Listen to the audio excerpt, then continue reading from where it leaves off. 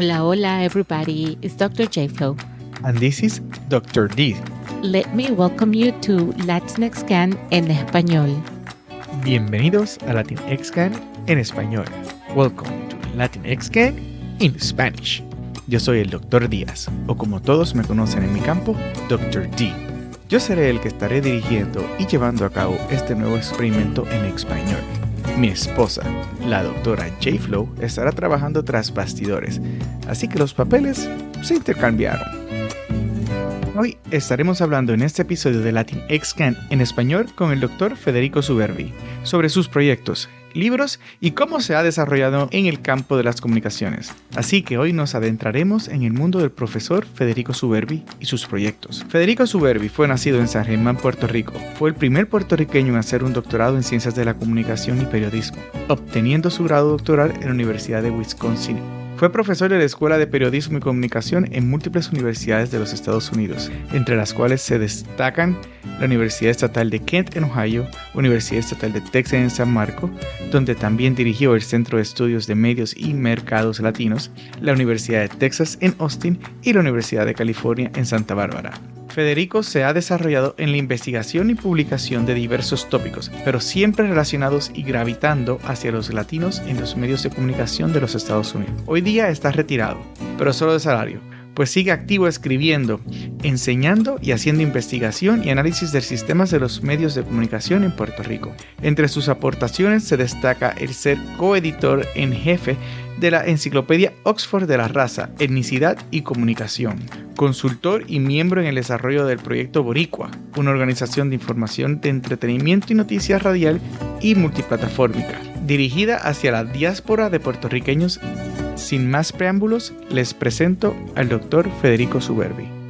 Bienvenido a Latinx Can, Federico. ¿Cómo está? ¿Todo bien? Todo bien, un honor estar aquí contigo y con la audiencia. Se me olvidaba decir también, el hermano Ford Fellow, somos sí, ahí nos Ford Fellows ambos. Y una vez uno es un Ford Fellow, sigue siendo Ford Fellow por vida. Eso es así. ¿En qué año tú tuviste el Ford Foundation Fellowship? Un postdoctorado en el 1988. Sí. Ha llovido un poquito de aquí para allá, ¿no? Un poquito, sí. Doctor Subervi, cuéntanos un poquito de dónde eres y cómo has llegado a donde estás. Mira, yo siempre digo que soy un jibarito de San Germán, porque yo salí de San Germán, nacido y criado allí, aunque estuve unos años de infancia en Nueva York, como muchos boricua, pero desde tercer grado hasta que me gradué de la maestría de comunicación fueron años de educación en Puerto Rico, San Germán, hasta la escuela superior, después la UPR, Río Piedras, el resto de la educación antes de irme a Wisconsin al doctorado. ¿Cómo te pegó ese frío yéndote para allá? El cambio tan abrupto. Sumamente abrupto, porque como uno le explicaba a la gente que durante el día estuvo en 70 y esa noche bajó a los 20. ¿Cómo es posible? Sí, pues así es en Wisconsin. En el otoño ya cambiando de épocas y nada. Se acostumbra uno. Uno estaba más joven para darle cuerpo a esos fríos y lo superamos. Pero te cuento lo más importante. Ha sido la mejor educación que yo he tenido en mi vida, porque tomé cursos de más en sociología, tomé cantidad de cursos en economía, métodos de investigación estadística, y esa base fue la que me dio lo que necesité para mis triunfos de investigador y ser alguien que publica y dar clases también de diversos temas a través de los años. Sí, pero no tan solo el clima pega, sino estar tan lejos de casa, estar tan aislado de tu latinidad. La latinidad, sí, eché de menos estar al tanto de la música, la comida criolla, en cualquier momento, eso era muy especial. Y la vine a recobrar cuando a los 2 años y medio que estuve allí, ya me casé al final del segundo o tercer año. Y entonces con mi esposa, que buscábamos la comida en lo que fuera, y se mantuvo gran parte de la dieta criolla, pero no era todos los días.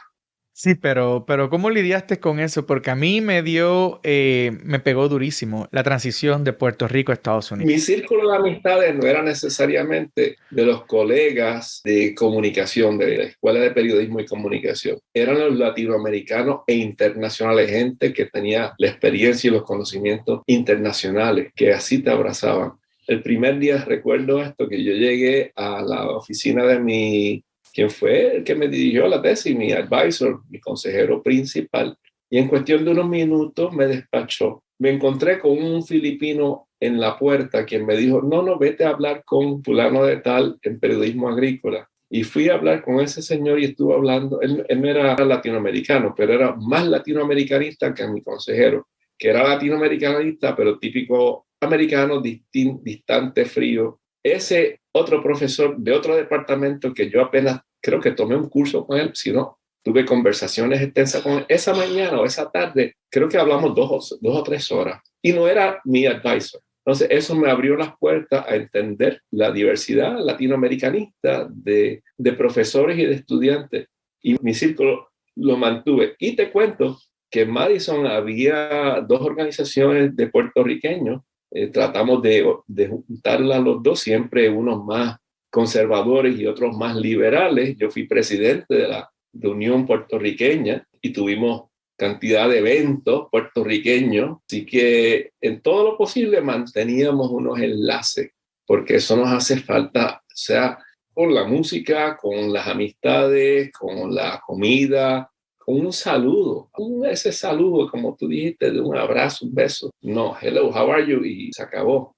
Oye, Federico, y cuando tú te fuiste a estudiar al extranjero, ¿tú tenías en miras volver a Puerto Rico y ejercer en Puerto Rico o ya tú sabías que iba a ser una migración Mira, permanente? te digo algo que contaba. Si a mí me decían, tú vas a ser un buen hispanic por acá, te van a contratar, en mi mente le mentaba a la madre, no de malicia, sino que cómo te atreves a pensar que yo me voy a quedar por acá y no volver a Puerto Rico, porque especialmente que yo fui de los becados presidenciales de la Universidad de Puerto Rico con contrato de rendirle 2 años de servicio por cada año de beca. Tuve 3 años de beca. Yo le debía a la universidad 6 años de servicio y cuando me decían, te van a contratar por acá, tú estás haciendo todas estas cosas que nadie más hace, decían, no, yo tengo contrato para regresar a Puerto Rico y no me preocupé ni siquiera de saber qué era que tenía que publicar y hacer esto y lo otro, pero lo hice eventualmente. Pero lo que pasó fue que cuando a mí me dieron la beca, estaba el Partido Popular en la dirección de la Universidad de Puerto Rico y tenía buenos mentores y mis méritos por ser uno de los primeros 2 en graduarse de la maestría de comunicación de la Universidad de Puerto Rico con buenísimas notas, pues era para que me dieran la beca, hacer el doctorado y regresar. Cambió el partido en el poder y a este puertorriqueño con el primer doctorado en periodismo y ciencia de la comunicación y periodismo, pues ese partido nuevo no quería a gente de pensamiento tan crítico como el mío. A mí me llama mucho la atención tu profesión y tu estudio porque es algo completamente, para mí entender, completamente no tradicional. Es algo que yo en mi vida sabía que existía y no sabía que existía hasta que te conocí, de hecho. Y es parte de la ignorancia que uno tiene, ¿no?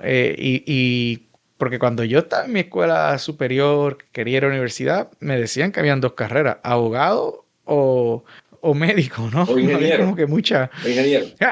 Bueno, yo en ingeniería no tanto en mi caso, ¿no? Porque como en la universidad yo era de Caguas, que quedaba muy lejos y económicamente era imposible para mí que yo me fuera a hospedar o estar en una universidad que tuviera que manejar 2 horas o buscar transportación para llegar hacia allá. Era fuera del enfoque. Entonces era o médico o abogado, porque eso es lo que tiene esa universidad que está aquí al lado, que tienes la posibilidad de llegar y todavía me echaba 1 hora, hora y media en llegar en transporte público a la universidad todos los días.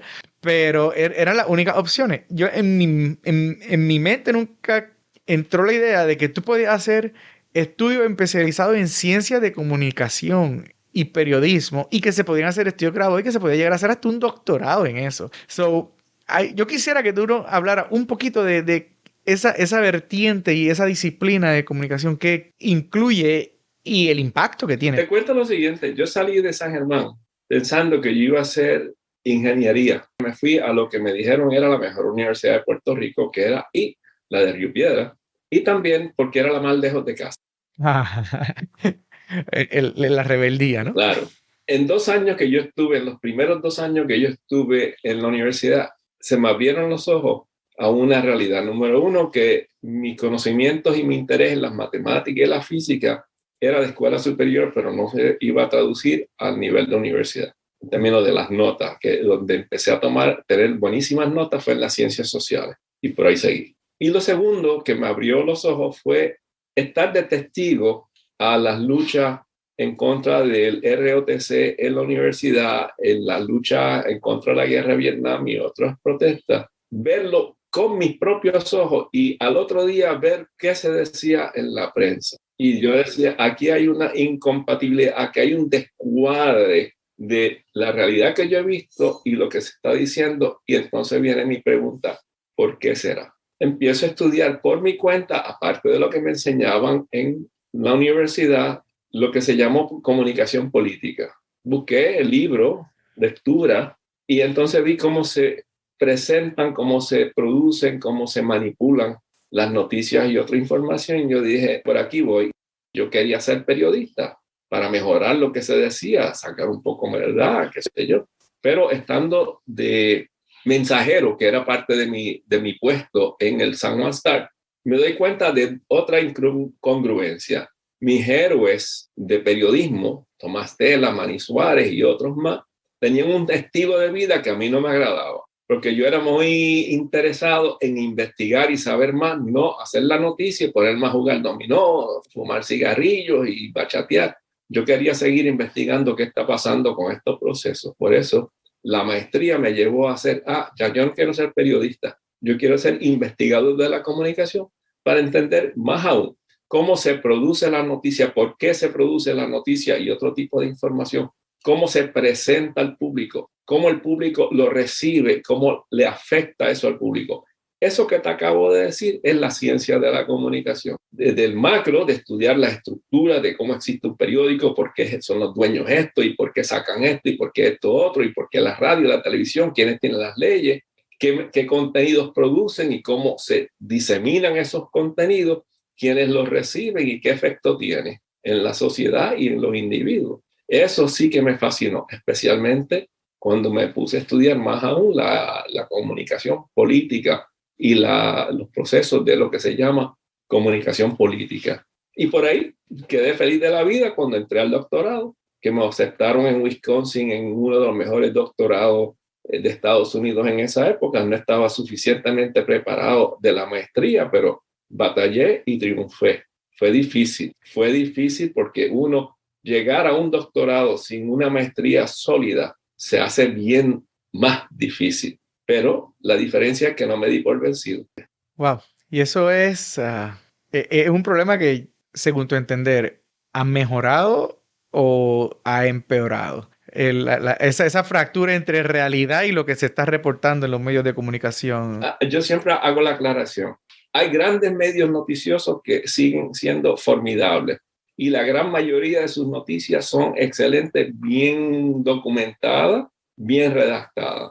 Hay algunos medios, alguna gente en algunos medios que no hacen esa labor tan eficiente. Y recuerda lo siguiente, que la crítica que uno le haga a cualquier periódico, radio, televisión o lo que sea, siempre está filtrada por la mirilla ideológica del individuo, de lo que uno tiene. Si uno es de izquierda, ve algunos periódicos, son muy conservadores. Si uno es conservador y ve estos periódicos que dicen algo de una forma que no le gusta, que son muy liberales o lo que le quieras decir. Pero cuando se hacen los análisis objetivos, la gran mayoría de las noticias, con algunas excepciones, son bien redactadas. Y la excepción principal hoy día en Estados Unidos se llama Fox, porque Fox News pasó de ser un centro de noticias confiable, bien documentado, a ser una rama propagandística del que fue presidente y de ese grupo de personas con esa versión ideológica ultraconservadora que no cuadra ni con la realidad de muchas de las noticias. Y si las noticias que presentan están acertadas en, digamos, las noticias, los comentaristas los que opinan en ese canal, en esa red, están súper mal intencionados para llevar inclusive falsedades a sabiendas. Y ese es el problema que ha aumentado, y ahora te contesto la otra parte. Ha empeorado porque con la diseminación de los canales a través del internet y las redes sociales, cuanta persona quiera decir lo que le dé la gana, con o sin estar acertado en lo que dice, sale. Y la gente, según su perspectiva, acepta o no acepta esas realidades o, infelizmente, demasiada falsedad. Y eso es lo peor. La cantidad de noticias que yo consumo es bien limitada y la mayoría viene de Radio Pública Nacional, de NPR. National Public Radio, correcto, que es de las más confiables en Estados Unidos. Porque aunque sí es un poco sesgado hacia una mentalidad liberal, es extremadamente objetiva. Los tópicos que tocan sí son muy appealing, ¿no? ¿Cómo se dice appealing? Son Apela muy... mucho a la... Sí, apelan a una mentalidad más liberal, una mentalidad más abierta a sí. pensar un poco más allá, ¿no? Y tener esa apertura. Pero Son confiables. es que los demás, increíble. Son confiables. Lo que te presentan está bien documentado. Exacto. Y tienen buenas fuentes. Y uno puede ir y buscar y comparar diferentes fuentes. Y, sí, mira, sí. Correcto. Recuerda que los sesgos en los medios noticiosos a veces no es tanto lo que dicen, sino lo que dejan de decir. Por conveniencia a algún anunciante, algún político, algún enlace económico que ellos están, de los cuales ellos tienen intereses. Entonces, por eso vale tener varias fuentes de información. Sí, claro. Eso, la pregunta sería, Federico, ¿cómo la audiencia podría diferenciar entre noticias falsas y noticias verdaderas? Y todos estos diferentes matices de grises que residen entre medio de lo que sería considerado como algo falso o algo verdadero. Lo primero es que hay algunas noticias en la forma que se montan hoy día, gracias a desafortunadamente por la tecnología sofisticada que usan las personas más tramposas.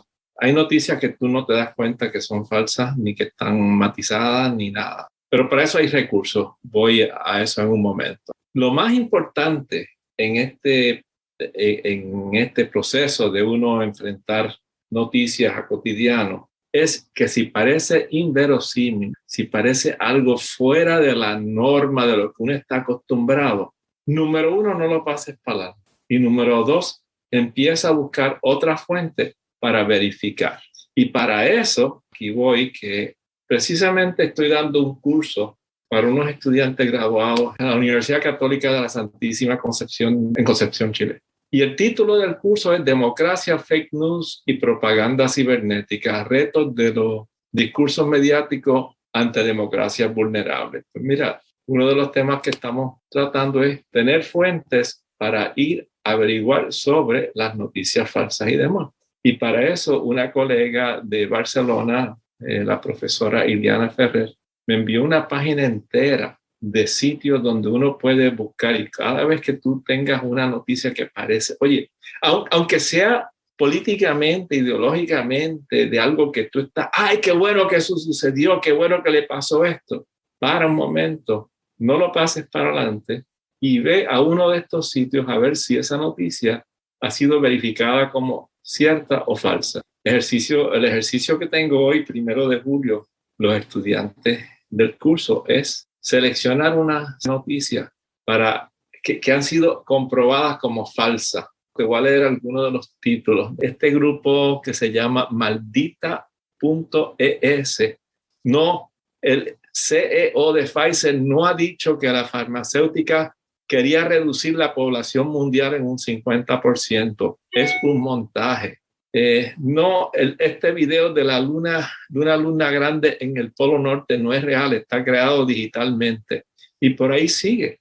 Hay cantidad de noticias que este grupo, esta gente muy dedicada a la verdad, busca y te presenta. Así que, ¿cómo se resuelve? Y es la tercera vez que lo repito. Número uno, si parece inverosímil, no lo pases para adelante. Y número dos, ve a uno de los múltiples sitios que si quieres en tu podcast puedes colocar por lo menos los enlaces para alguno de estos. Definitivamente, van a La estar ahí gente en los show busque. notes. Pero fíjate, de todo lo que he dicho, yo creo que lo más importante es que no pases para adelante lo que parece inverosímil. Aunque tú estés de acuerdo que fulana de tal es un pillo y lo compraron, lo cogieron con una niña de 12 años en un motel. Mira, para y busca a ver si hay verificación de eso en otros lugares, pero no lo pases para adelante. Y eso es bien importante.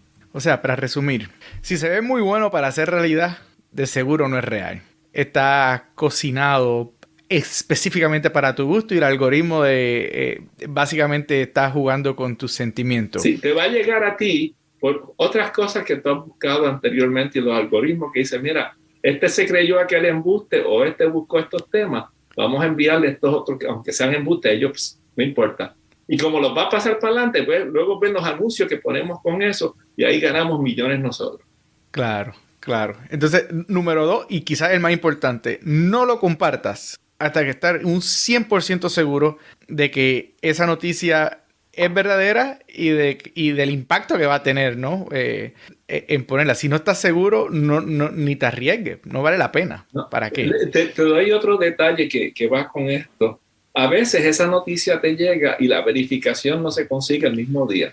Por eso volvemos a la importancia de no pasarlo para adelante, porque si te llegó hoy, puede que estos grupos que están haciendo las verificaciones están confirmando, oye, pero ¿será o no sé, verdad? Que encontraron a este tipo con millones de dólares, encontraron ese desfalco que fulano de tal, que le dio esta enfermedad, que el virus es creado por un laboratorio de quien sea, pero espérate, están verificando. Así que eso. Y hay muchos grandes intereses detrás de estas noticias, ¿no? Políticos, sociales y sobre todo monetarios.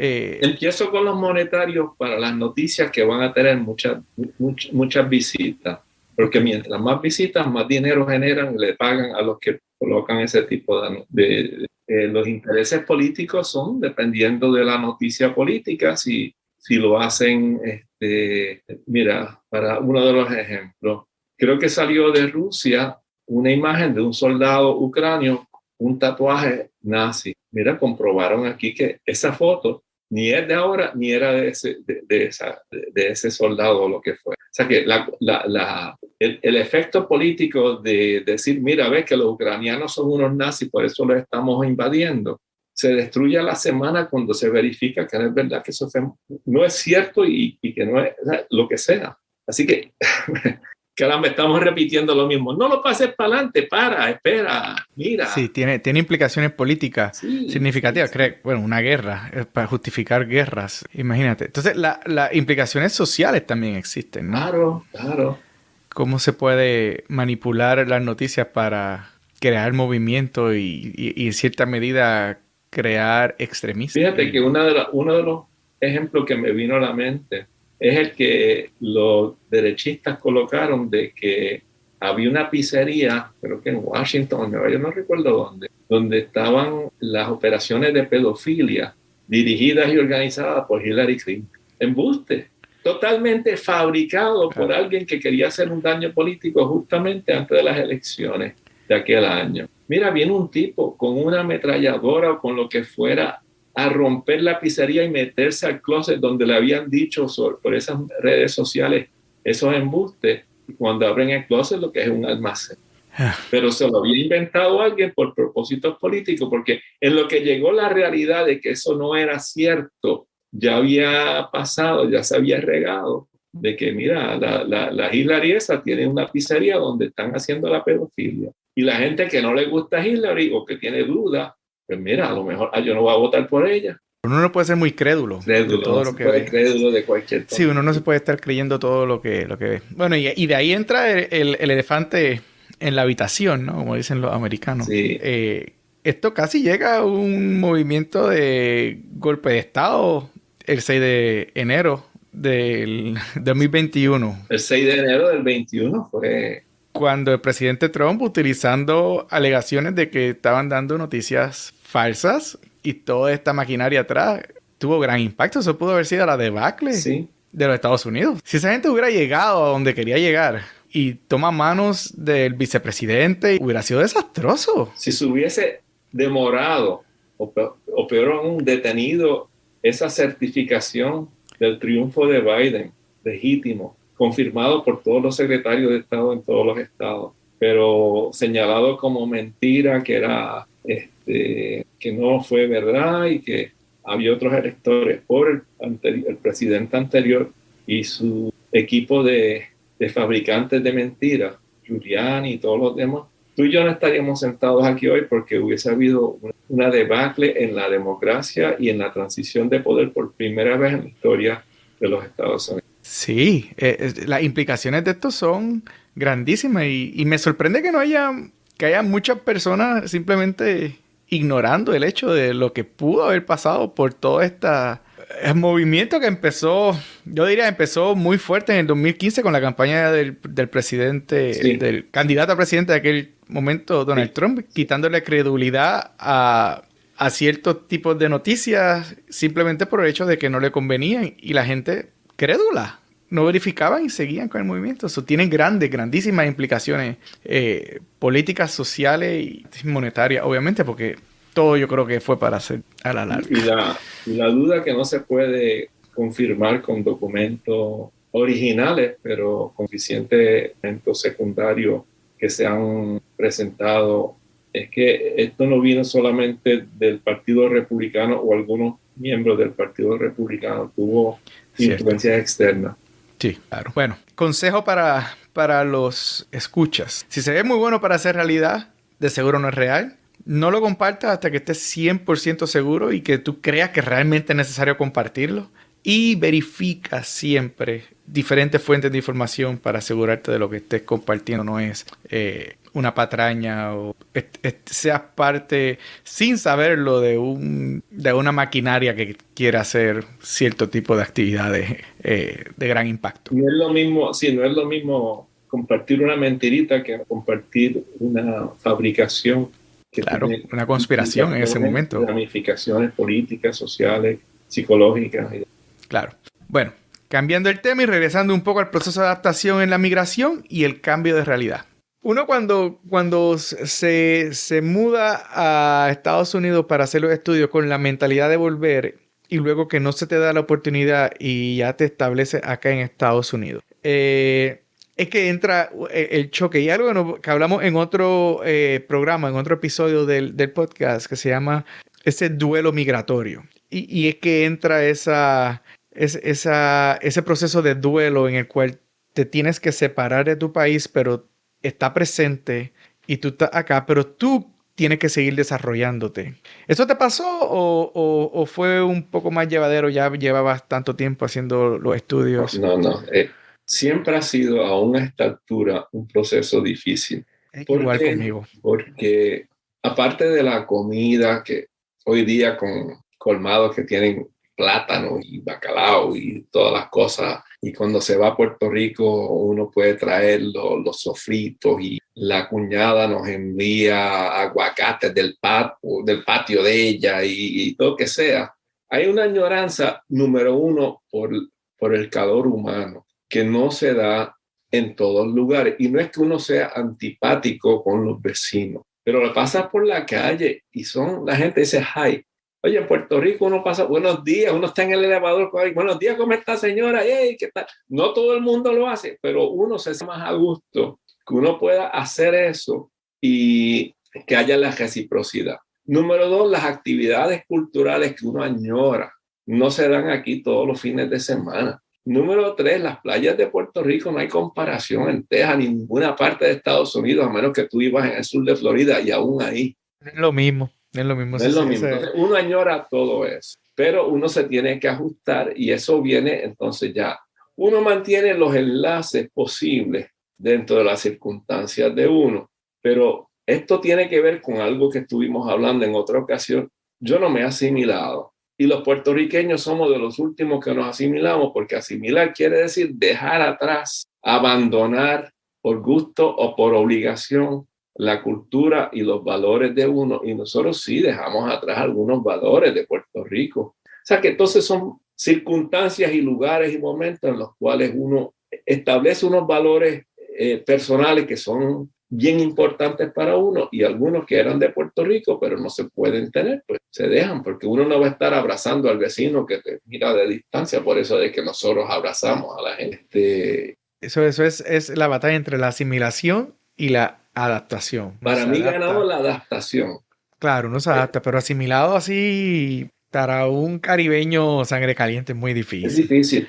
Es difícil. Aunque hay gente que es su mecanismo de Sí.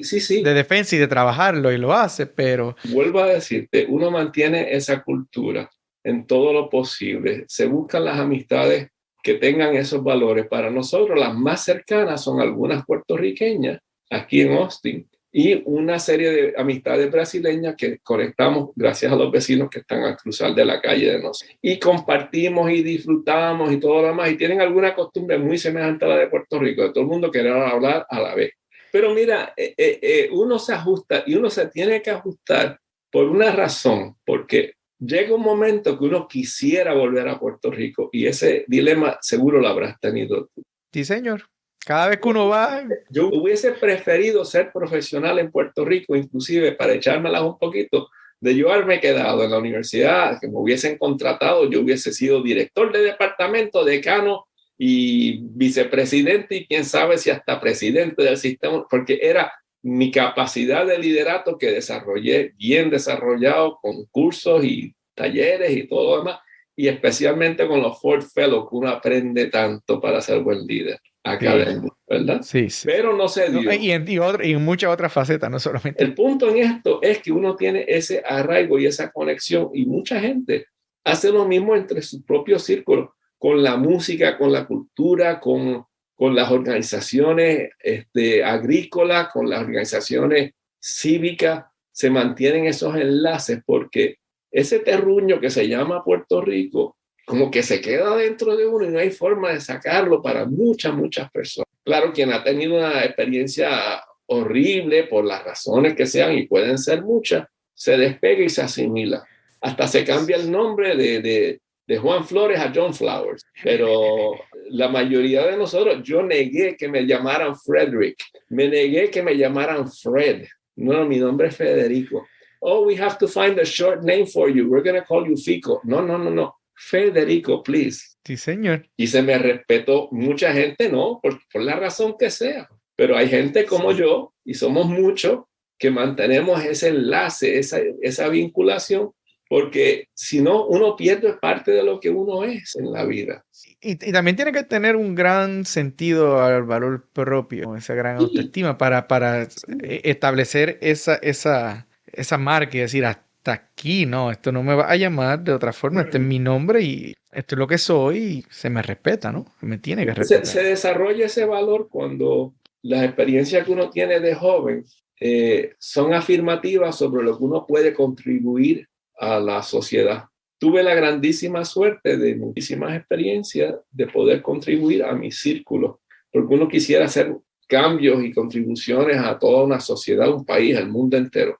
Pero después de ser profesor tantos años, los estudiantes me preguntaban, ¿cómo usted puede seguir criticando los medios y seguir dando clases sobre eso si están tan malas las cosas? No están tan malas porque yo tengo mi círculo de influencia que empieza con ustedes en el salón de clases. Además, empieza en casa, con mi familia. Y ese es mi círculo que yo puedo contribuir a educarlos, a mejorar su pensamiento, su autoestima. Empiezo después con ustedes. Y ustedes, cuando ustedes con estos conocimientos hagan lo mismo, están expandiendo esa valorización de la cultura, de lo que uno es, de lo que uno puede lograr para mejorar la sociedad. So, cambiando el tema así un poquito, no tan afuera, cuando uno viene acá a representar a Puerto Rico y tiene logros, pero también tiene fracasos, pero uno se siente que uno fracasó no tan solo personalmente, sino que le fracasó al país, que le fracasó a su gente. So, esa carga, esa presión que uno siente de representación, ¿es como una bendición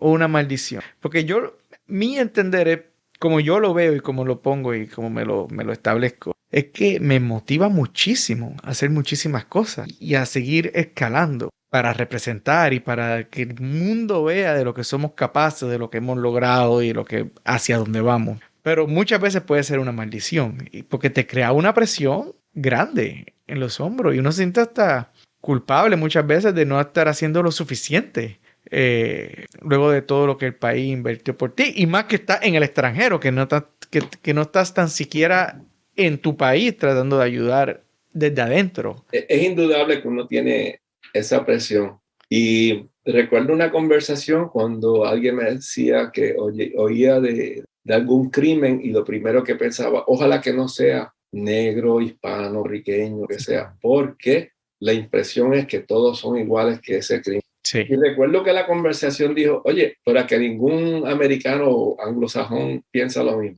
Entonces, ¿por qué yo voy a estar sintiendo eso? Bueno, porque uno quisiera que no hubiesen esos ejemplos negativos. Pues mira, las dos cosas suceden, pero quitémonos esa carga de que cada vez que hay un fracaso o algo negativo de una persona, nosotros, ni esas personas, ni uno representa, porque ni esa persona, sea anglosajón o lo que sea, representa toda la raza o la etnicidad. De ahí vienen los estereotipos. Dejémonos de auto-representarnos como un estereotipo, ni de lo malo ni de lo bueno, sino como individuos que estamos trabajando para lograr unas metas que quede la vida. Y a veces fracasamos, pues uno como individuo fracasó, no es que yo y los demás puertorriqueños estamos fracasando. Mira, eso ni siquiera lo veo como un fracaso, sino como un proceso de aprendizaje que todavía no ha llegado al triunfo que uno quiere lograr. Está bien. Y lo dejamos allí porque una de las cosas que yo tampoco sentí en ningún momento es lo que se llama, hay una frase que farsante, que yo estoy aquí como catedrático, como profesor, como ingeniero, y soy un farsante porque no creo que me merezco esto y me han cogido porque soy negro, latino, puertorriqueño, lo que sea, pero es una farsa, bro. Nunca lo sentí, sino que siempre... Sí, de impostor, el síndrome del impostor. El síndrome de impostor. Nunca lo he sentido. Nunca he sentido que estoy aquí como un impostor. Sí, he tenido cantidad de dudas de mi capacidad para lograr algunas metas, pero lo que siempre he pensado es cómo se superan esas limitaciones para lograrlas, pero no de que estoy impostor, porque eso es una emoción que te calcome. Y lo he escuchado de cantidad de personas destacadísimas en el mundo, de los Ford Fellows. Sí. Y digo, no.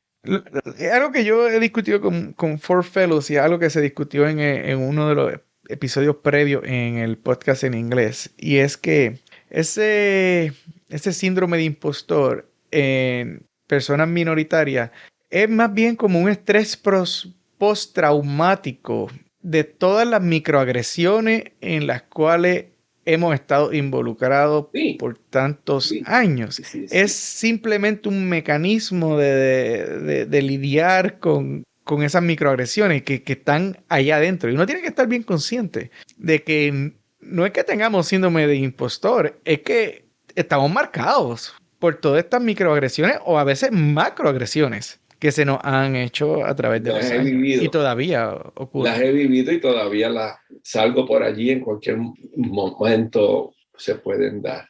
Es bien interesante. Y algo a mí me pasó mucho en mi campo. Yo estoy en un campo en el cual me tuve que involucrar mucho con ingeniería aeroespacial y ingeniería mecánica. Y yo soy un químico. Pero no tan solo eso. Yo llego a las conferencias y empiezo a dar mis charlas y yo me levanto y miro a mi alrededor. 95% son hombres blancos. Y entonces una mujer blanca. Y ya. Y como que, wow, en las diferentes estratosferas de capa que se pueden formar y ese síndrome que viene, y yo pienso que no es que yo no crea que yo pertenezco, es que me estoy tratando de defender de las agresiones y microagresiones que ya se me van a poner, ¿no? Entonces uno tiene que estar ultra preparado. Cuando yo voy a dar mis presentaciones, esas presentaciones son súper preparadas hasta el más mínimo detalle y no me puedo dar el lujo de dejar nada a la suerte porque obviamente, nuevamente, no soy solo yo, estoy representando al país, estoy representando a mi gente atrás. Sí. Entonces se empieza a acumular. Presentaste con los Ford Fellows en una ocasión, ¿correcto? Sí. Y recuerdo lo bien que presentaste. Pero qué diferencia, el Ford Fellow es tú no estás en familia, muchachos. Sí, Esa es cierto, la mejor experiencia que yo he tenido en mi vida. cierto, Ha cierto. sido, luego de que, porque cuando yo hice mi doctorado dentro de Puerto Rico, yo no sentí este tipo de rechazo ni este tipo Sí. de dinámicas. Fue cuando me fui a Estados Unidos y empecé a desarrollarme en Estados Unidos que se crea ese gran abismo entre lo que tú eres, tu potencial y lo que se puede hacer versus lo que se te ofrece. Simplemente porque hablas diferente, tu color de piel es diferente, actúas Tu apellido diferente, es diferente. tu apellido es diferente. Entonces, esa fractura que existe es dura. Y cuando uno llega a la conferencia de Ford por primera vez, que tú sientes nuevamente el calor humano en inglés, porque la conferencia se da, yo diría que en un 95% todas las interacciones son en inglés, pero ves que el calor humano es posible y que la aceptación es posible y de que, oh my God, eso para mí que me cambió mi vida. Yo, A mí me cambió la vida sí. eso. Creo que te conté que en mi primera reunión de los Ford Fellows, yo llegué allí, estaba en transición entre Santa Bárbara y el postdoctorado en Texas, donde después ya me habían ofrecido el puesto y me lo aguantaron hasta terminar el postdoctorado. Me acercó el profesor Leo Estrada de la Universidad de California en Los Ángeles a decirme: Federico, tu propuesta para hacer comunicación política en California se discutió, pero el gobierno de California no tiene injerencia en esos temas de comunicación política partidista, pero sí tiene injerencia en comunicación en situaciones de emergencia. ¿Qué tal si haces una propuesta para hacer un estudio de comunicación de emergencia para el estado de California? Bueno, en unos meses ya yo tenía $90,000, no para mi bolsillo, sino para el proyecto, que resultó en unas políticas gubernamentales de mejorar la comunicación política para las personas no angloparlantes en situaciones de emergencia, y el proyecto se dio justamente durante la primera visita a la capital y a las oficinas de emergencia de California. Se dio apenas unas horas antes del gran terremoto del 89. Así que tuvo un impacto, y ese calor humano de los Ford Fellows siguió, pero el problema principal que yo tuve luego de ser Fulbright, Ford Fellow, Ford Grantee, Tinker Grant y qué sé yo qué más, fue de la envidia de los que decían: este latino, puertorriqueño, lo que dijeran, ¿cómo va a tener más dinero de proyectos de investigación que yo, que llevo tantos años? Y entonces se creen que uno se logra eso por ser puertorriqueño, por ser latino, no por los méritos que uno lleva. Ahí es que tiene que volver la fortaleza de uno por dentro, de decir: mire, yo estoy haciendo esto porque me encanta, porque soy capaz, porque tengo los conocimientos, tengo la energía, tengo la capacidad de hacerlo y lo hago bien. Y cuando no lo haga bien, pues aprendo. Es un proceso. Y igual con las negociaciones, que yo aprendí con los Ford Fellows a hacer negociaciones para mejorar mi estatus de empleo. Y en una conversación te dije que yo aprendí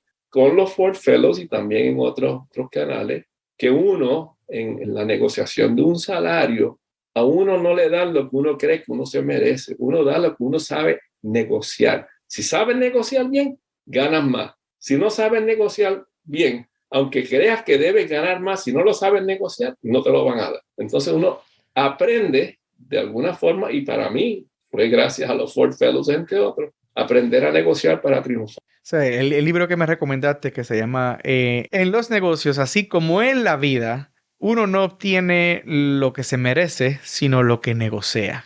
Esa es la traducción. Es un libro by Chester Lewis Carras. In business as in life, you don't get what you deserve, you get what you negotiate. Eso, entonces, Le viste la reseña en la revista. Ese señor tenía sus anuncios en la revista y daba su Sí, libro como ejemplo para aprender a negociar. sí. Bueno, ya se me está acabando el tiempo, so te voy a hacer 2 preguntas para cerrar que van a ser la estampa del podcast. La número 1, preguntándote, si tuvieras amigos que te van a ir a visitar a la ciudad de Austin y tú no puedes estar allí para recibirlos, ¿qué 3 lugares tú les recomendarías ir para que disfrutaran de la ciudad? El primer sitio donde deben ir se llama Mount Bonnell, porque es el punto más alto de la ciudad, donde pueden ver la ciudad en una vista panorámica de toda la ciudad. Y eso incluye una caminata bastante chévere también, ¿no? Si uno estaciona y sube un montón de escaleras o un camino más largo y se llega a esos puntos que por un lado se ven las lomas y por otro lado se ve la ciudad con todos sus edificios y toda su capital y todo lo demás. Ese es el primer sitio que diría. El segundo se llama Zilker Park, donde hay hasta una piscina que está llena el año entero de agua de manantial con 65 grados de temperatura, el agua tiempo entero. Así que en el verano es una delicia y cuando está más frío afuera que el agua, la gente se tira aún en el invierno porque está más calientita que el aire frío de los 30 o los 40. Ese es el segundo lugar. Y me encantaría que tuvieran la oportunidad de ver a una de las obras de la Orquesta Sinfónica, porque la Orquesta Sinfónica de Austin es una delicia. Y para los que nos gusta la música clásica, lo cual a mí me gusta para mi trabajo creativo, claro que los viernes para bailar y todo lo demás, la música nuestra, el merengue, la salsa y demás. Bueno, y ahora sí, la última pregunta es Tampa, que es la que está moviéndole el alma a todos los entrevistados. Cuéntame de una de las experiencias más bonitas que te ha sucedido en tu carrera. La experiencia más bonita ha sido poder redactar el libro sobre Puerto Rico. Pero hay otro detalle también. En mi curso, en el año 2002, 2 estudiantes me pidieron hacer un proyecto que no era el que yo le quería asignar a todas las clases. Escojan estos 6 y esas 2 estudiantes me dijeron queremos hacer algo distinto. Y para resumirlo brevemente, el algo distinto fue el prototipo de una revista para jóvenes latinas, Latinitas Magazine, en línea. Bueno, hicieron el prototipo en primavera del año 2002. Este sábado pasado, 11 de junio, se celebraron 20 años de la organización, que ha llegado a 40,000 jóvenes en 15 ciudades en Texas, 25 estados de Estados Unidos, y ha tenido impacto mundial porque han recibido email de jóvenes latinas de otras partes del mundo.